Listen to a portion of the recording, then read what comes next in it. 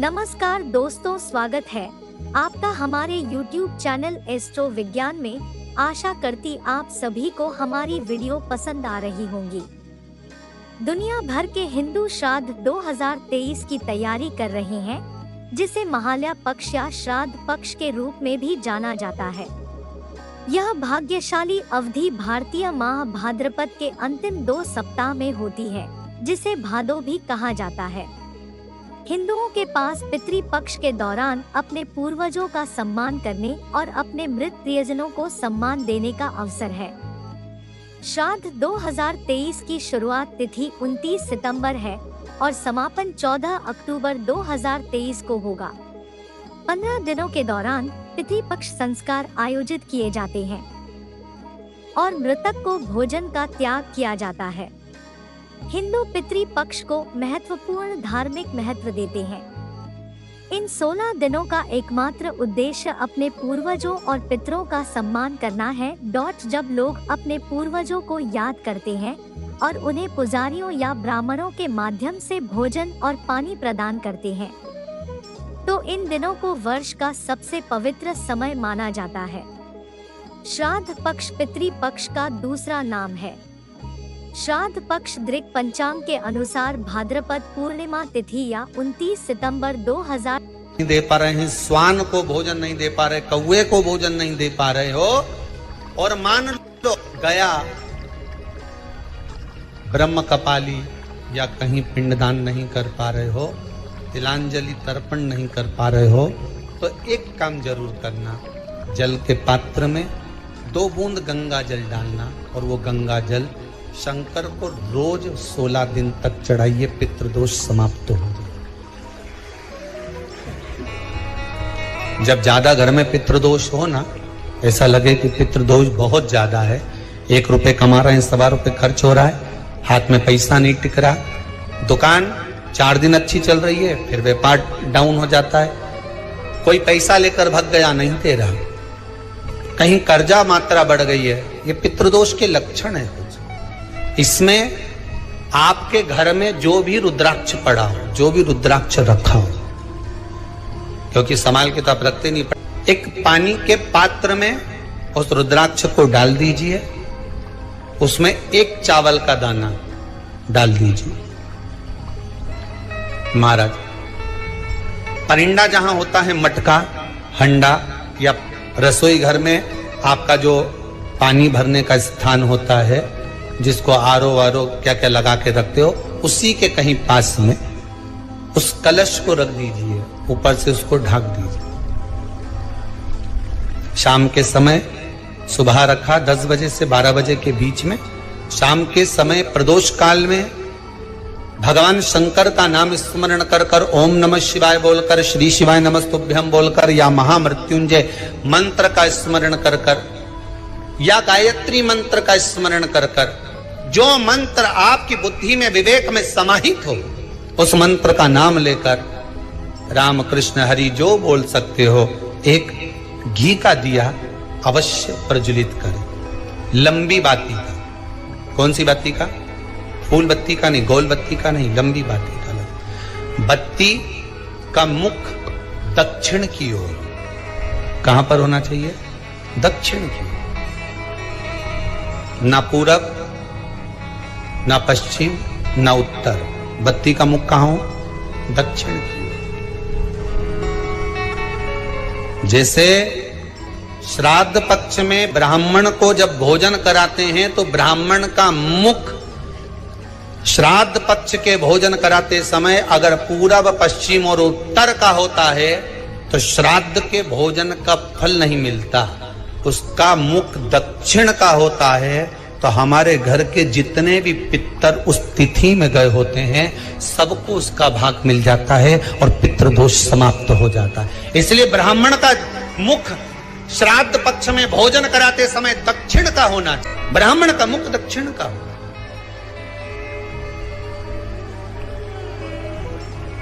यहां तक शास्त्र कहता है, महाराज, अगर गौ माता को श्राद्ध पक्ष में अगर भोजन दे रहे हो, तो गाय का मुख अगर दक्षिण का है, गाय का, आपका मुख भले उत्तर का हो, गाय का मुख दक्षिण का हो, आपका मुख भले पूरा पश्चिम नहीं का, गाय का मुख अगर दक्षिण में है, अगर आपने दक्षिण में गाय को खड़ी कर रखा है और दक्षिण में उसका मुख और आप भोजन दे रहे हो, तो शास्त्र कहता है कि किसी पिंड की जरूरत नहीं पड़ती, गाय स्वतः कल्याण कर देती है। गौ माता स्वतः कल्याण कर,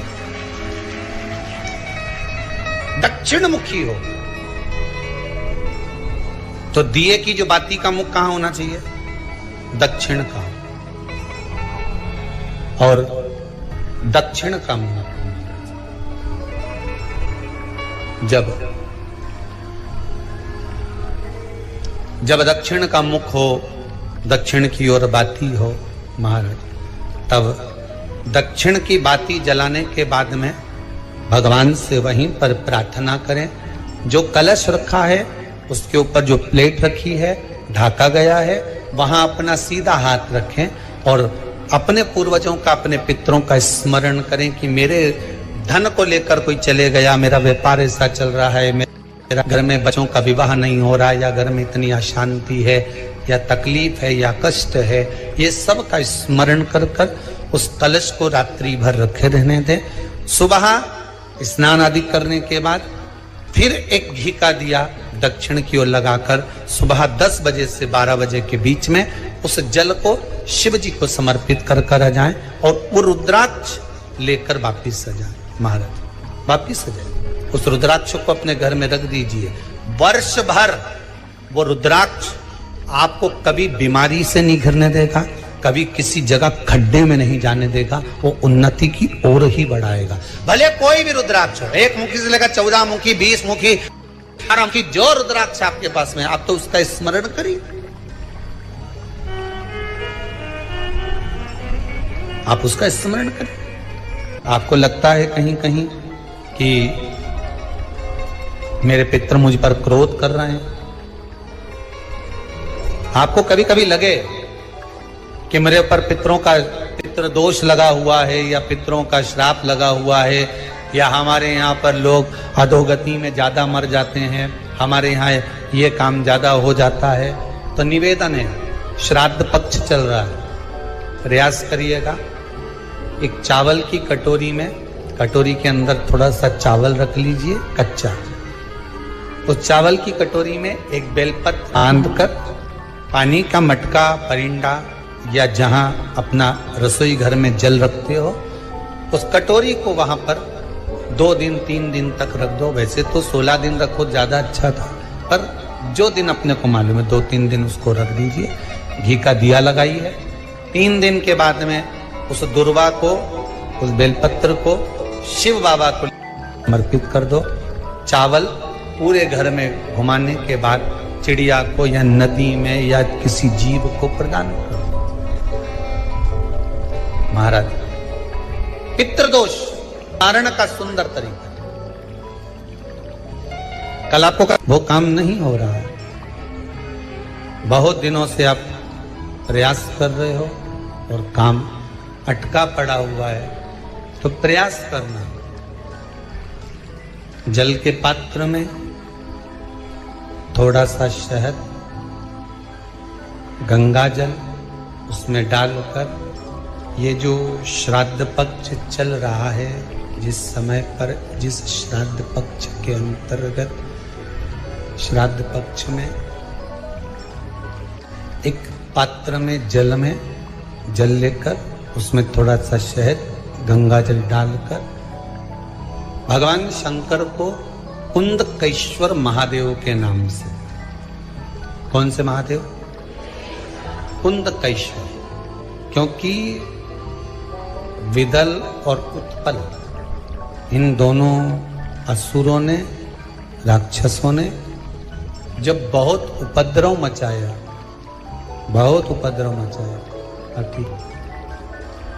जब बहुत उपद्रव मचाया, तब माता जगतजननी के कहने पर कुंदुक का प्रहार कर कर इन दोनों राक्षसों का संहार करा, तो शिव जी का नाम कुंदकेश्वर पड़ गया।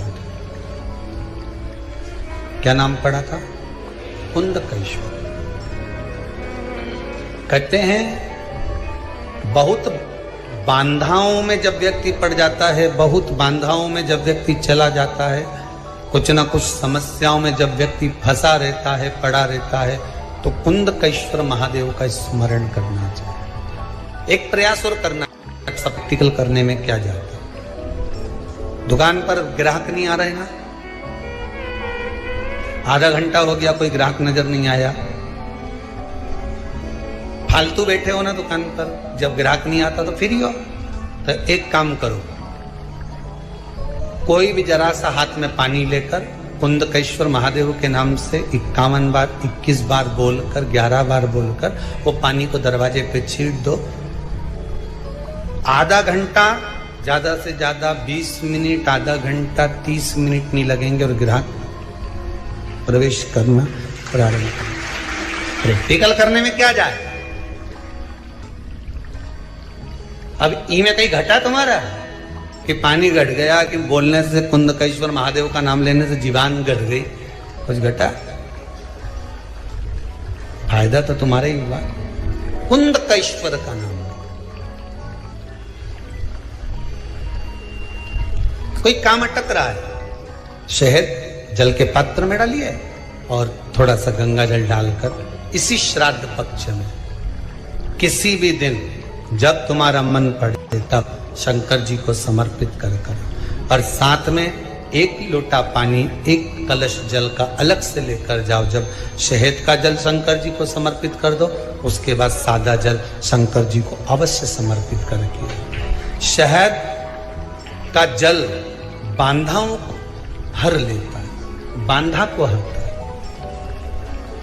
हम तो कई बार बच्चों से कहते हैं, अगर कोई बच्चा कंपटीशन एग्जाम में बैठ रहा है, इंटरव्यू दे रहा है या कोई एग्जाम में नहीं निकल रहा है, तो प्रयास करना बेलपत्री का जो बीच वाला पत्ता होता है, इस पत्ते पर शहद लगाकर हथेली में रखकर अंगूठे से इसको इस तरह से दबाकर शिव जी के कुंदकेश्वर महादेव का नाम लेकर अपनी मनोकामना कर शंकर भगवान का जो शिवलिंग है उस शिवलिंग पर इस बेलपत्री के पत्ते को चिपकाकर आ जा और एग्जाम देने जा। बाबा निपटेगा सब काम। जिस बालक बालिका का जॉब नहीं लग रहा हो, सर्विस नहीं लग रही हो, नौकरी नहीं लग रही हो, जगह जगह पहले करते थे जॉब अब छूट गई, 2 साल हो गए 3 साल हो गए सर्विस नहीं लग रही हो, बहुत प्रयास कर लिया हो, बहुत प्रयास, तो महाराज काली तिल्ली को पीस कर उसको जल के पात्र में डालकर अपने घर के मटा परिंडा पितरों का जो स्थान होता है, जलाशय होता है, उसके पास में एक पात्र में रख दीजिए। बेलपत्री या बट का पेड़ या पीपल का पेड़, इस वृक्ष के नीचे एक रात्रि तक रखे रहने के बाद में दूसरे दिन अपनी कामना करकर, जिनका जॉब नहीं लग रहा, सर्विस नहीं लग रही, नौकरी नहीं लग रही या कहीं उलझने उत्पन्न हो रही है, उस व्यक्ति को हाथ में ले जाकर उस पात्र का जल, 3 वृक्ष पितरों के तुल्य हैं। कल की कथा में कहा था, पहला बेलपत्री का, दूसरा पीपल का, तीसरा बट का, ये 3 पितरों के तुल्य हैं। इन 3 में से किसी भी वृक्ष के नीचे उस काली तिल के जल को समर्पित कर दीजिए। महाराज बाबा चाहेगा, भोलेनाथ जी चाहेगा तो 3 महीने में कहीं ना कहीं योग बना ही देगा, ये पक्का। बाबा पर विश्वास रखो, शंकर भगवान पर भरोसा विश्वास रखकर आप कार्य करेंगे, क्यों ना हो।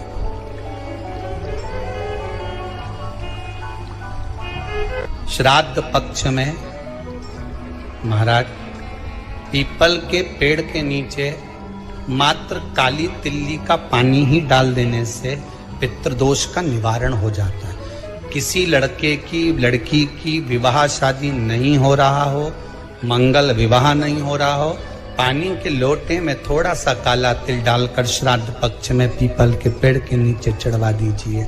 महाराज पितरों की शांति होती है, घर में मंगल कार्य होता है, मंगल कार्य हो जाता है, पितृदोष का निवारण होता है। बहुत रोग घिर गया, ऐसा लग रहा है कि बहुत बड़ी बीमारी शरीर में आ गई है, वो मिट नहीं रही, बीमारी बहुत बड़ी है, नहीं जा रही, सरसों का फूल भगवान शंकर को चढ़ाना प्रारंभ कर दो। सरसों तो आप अपने घर के अंदर भी बो सकते हो, उसमें पीला फूल ही जाता है। शिव जी को चढ़ाना चालू कर दो, बीमारी समाप्त होना प्रारंभ। शिव को समर्पित किया गया एक एक भाग, एक एक भाग। महाराज लगे ऐसा कि घर में शांति नहीं है, सुख लक्ष्मी तो है, परिवार भी छोटा है पर शांति नहीं। जब देखो जब किसी ना किसी का मुंह चलता रहे, क्रोध में बोलते रहें, शब्दों के तीर चलते रहें, शांति नहीं है। प्रयास करिए श्राद्ध पक्ष में जिस समय पर ब्राह्मण को भोजन करने के लिए बिठाएं, या श्राद्ध पक्ष के अंतर्गत ब्राह्मण जब घर में भोजन ग्रहण कर रहा हो, उस समय पर थोड़ा सा कोई सुगंधित पदार्थ, इत्र आदि, पानी के मटके के पास, परिंडे के पास में, जलाशय के पास में, उस इत्र को थोड़ा सा कोई रुई में रखकर छोड़ दीजिए, में किया जाए पितृपक्ष। और एक बात और अच्छे से ध्यान रखिएगा, आप ब्राह्मण को भोजन कराएं ना कराएं, आपने धूप छोड़ी ना छोड़ी वो पता नहीं, गाय को रोटी दी ना दी, स्वान को भोजन दिया ना दिया, कौवे को भोजन दिया ना दिया, चलेगा। पर जिस दिन अमावस्या के दिन पितृपक्ष समाप्त हो, उस दिन प्रदोष काल में, प्रदोष के समय पर, प्रदोष काल में शाम के समय पर जाकर किसी भी नदी, तालाब, बावड़ी, कुआं, कहीं ना कहीं जो आपके पास में हो, वहां पर एक घी का दिया, बत्ती का मुंह दक्षिण की ओर कर कर अवश्य जला कर आ जाना। सारे पितृदोष समाप्त हो जाएगा, सारा पितृदोष समाप्त। अमावस्या के दिन किसी भी जलाशय के पास में, नदी, तालाब, बावड़ी, कुआं, जो आपके शहर में, आपके गांव में, आपके नगर में हो, वहां जाकर लगा। अगर नदी, तालाब, बावड़ी, कुआं नहीं है तो पीपल का वृक्ष हो या बेलपत्री का वृक्ष हो या बट का वृक्ष हो, उसके नीचे लगा दो प्रदोष काल में। पर अमावस्या के दिन लगाएं जरूर। क्यों? क्योंकि अमावस्या 16 दिन तक पितृ मृत्यु लोक में आने के बाद में भोजन ग्रहण करते हैं। अमावस्या के दिन पितृ शाम के समय प्रदोष काल में शंकर भगवान का नाम जाप कर कर नदी, तालाब, बावड़ी पर पानी पीने जाते हैं। वहां से जल का आचमन कर कर पितृ अपने लोक को चले जाते हैं प्रदोष काल के समय पर। इसलिए प्रदोष काल में जलाशय के पास में, बावड़ी, कुआं, नदी, तालाब के किनारे पर दिया लगाया जाता है दक्षिण की ओर मुख कर कर बत्ती का, तो पितृ आशीर्वाद देते हुए जाते हैं कि फलो फूलो, आगे बढ़ो, उन्नति करो, तरक्की करो। ये पितरों का आशीर्वाद रहता है, पितरों का वर रहता है। आप देंगे उसको मिलेगा, कुछ करा ना करा। फिर अमावस्या के दिन, जिस दिन पितृपक्ष समाप्त हो, उस दिन दिया दक्षिण की ओर बाती का मुख कर कर। महाराज एक बात बहुत अच्छे से समझ लीजिए, जिसके घर में क्लेश होता हो, अशांति रहती हो, क्लेश रहता हो, या छोटी छोटी बात पर विवाद चालू हो जाता हो, या पति पत्नी में, परिवार में, सास बहू आदि कादिक में कहीं ना कहीं कुछ अगर विवाद रहता हो, तो शास्त्र कहता है ऐसा बेलपत्री की डंडी रहती है ना, बहुत ध्यान दीजिएगा महाराज। श्राद्ध पक्ष की कथा चल रही है, शिव महापुराण आज विराम की ओर है, ध्यान दीजिएगा। जैसे ये बेलपत्री की जो डंडी होती है, डंडी का जो भाग होता है बेलपत्री की, ऐसा बेलपत्री की 7 भाग ले लो, मतलब बेलपत्री 7 ले लीजिए। 7 बेलपत्र लेकर कच्चा जो सूत होता है ना, कच्चा सूत जो जानते हो पेड़ पौधे में माताएं लपेटती हैं, धागा जो होता है ना सफेद कलर का कच्चा धागा, जो बड़ में, पीपल में और आंवला आदि में लपेटा जाता है, कच्चा सूत, उसको शंकर भगवान और माता पार्वती का स्मरण कर कर नंदी के, जो नंदी होता है, नंदी के राइट भाग में, नंदी का एक पांव ऊंचा होता है, आपने देखा होगा आगे का पांव ऊंचा होता है, बैठते समय नंदी का एक पाँव ऊंचा है, एक पाँव नीचे की हो जाता है। तो नंदी का जहां पाँव ऊंचा है उस ऊंचे पाँव के पास में बैठना है। कच्चे सूत पर उस बेलपत्री के जो 7 गुच्छ हैं, 7 जो बेलपत्री के भाग हैं, 7 बेलपत्री हैं, उसको अपना नाम गोत्र स्मरण कर कर उस कच्चे सूत को लपेटना है। महाराज लाल कलर का चंदन उस बेलपत्री के पत्ते में जो अग्रभाग होता है, सबसे आगे का भाग, 7 में लाल चंदन लगाना है। महाराज उस चंदन को लगाकर आप प्रदोष के दिन, प्रदोष काल में शंकर भगवान को समर्पित अगर करते हैं तो जिस घर का गोत्र बोला है उस घर में कभी क्लेश नहीं हो सकता, वो शांति का अनुभव करे, उसमें क्लेश नहीं हो सकता। एक धागा होता है पक्का धागा, एक धागा होता है कच्चा धागा। बहुत ध्यान दीजिएगा महाराज, पक्के धागे से नहीं लपेटना सफेद। कच्चा जो धागा पीपल में, बड़ में या आंवला आदि में जो हम लोग लपेटते हैं पूजन करते समय, वो कच्चा धागा। और एक बात और आपको कहने, ध्यान दीजिएगा कि नौबत हो गई और तलाक नहीं कराना है।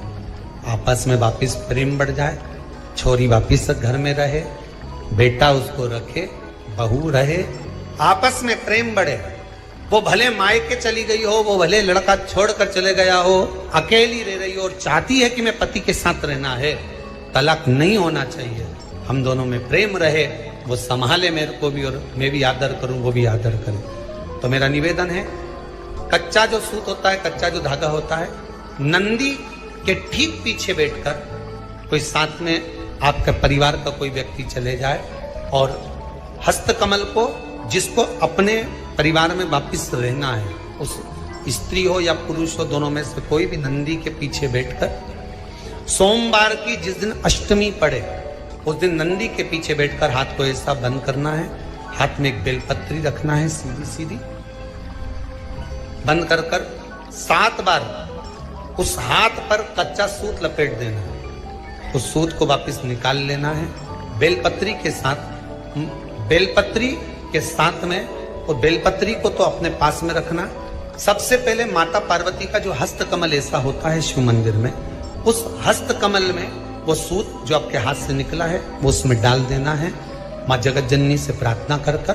और जो बेलपत्री आपने संबंध को जोड़ने के लिए अपने हाथ में ली है वो शंकर भगवान के कटी भाग में, फिर निवेदन करूंगा कटी भाग को समझ लीजिए।